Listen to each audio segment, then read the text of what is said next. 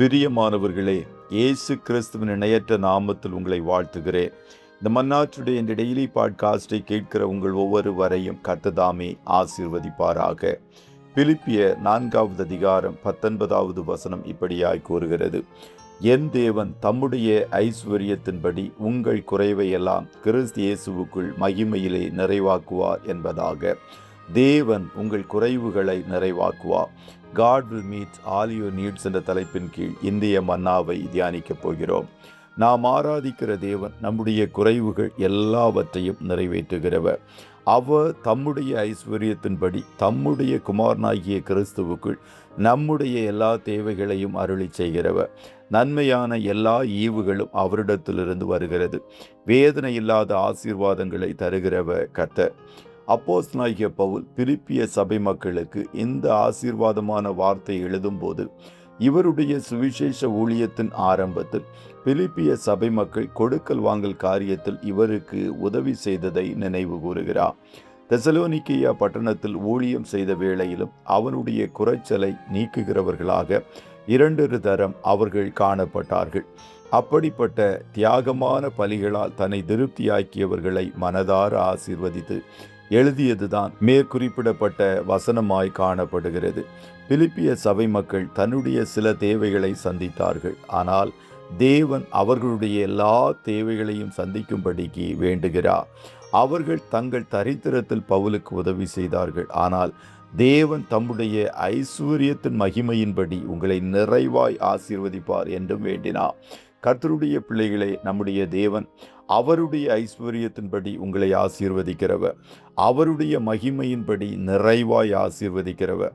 ஆனால் அவருடைய ஆசீர்வாதங்கள் எல்லாம் கிறிஸ்து இயேசுவுக்குள் காணப்படுகிறது. ஆகையால் தேவனுடைய ஆசீர்வாதங்களை இயேசு கிறிஸ்துவின் மூலமாக மாத்திரம் பெற்றுக்கொள்ள முடியும்.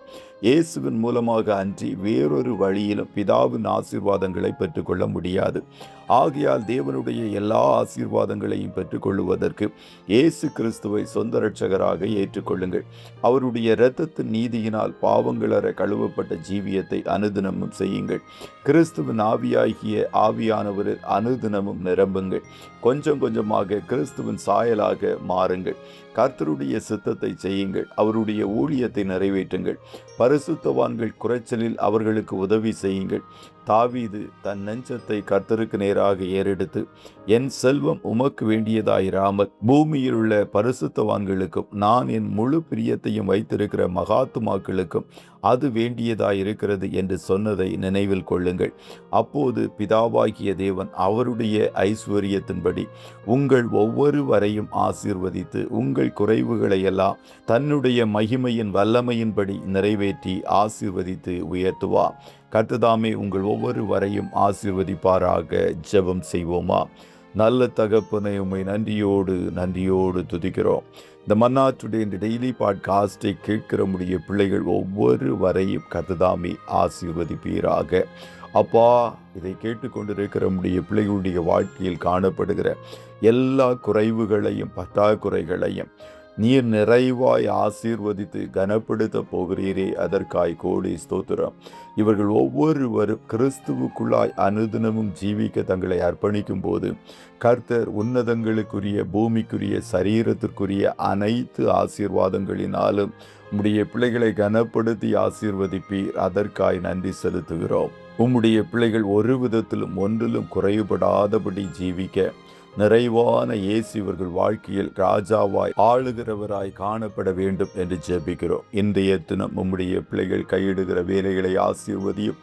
போக்கிலும் வரத்திலும் உடனிரும். கண்ணின் மணி போல காத்துருளும். ஆட்டுக்குட்டியானவருடைய இரத்தத்தின் பாதுகாப்பிற்குள்ளாய் இவர்களை கொடுத்து இயேசுவின் நாமத்தில் ஜெபிக்கிறோம் பிதாவே. ஆமென்.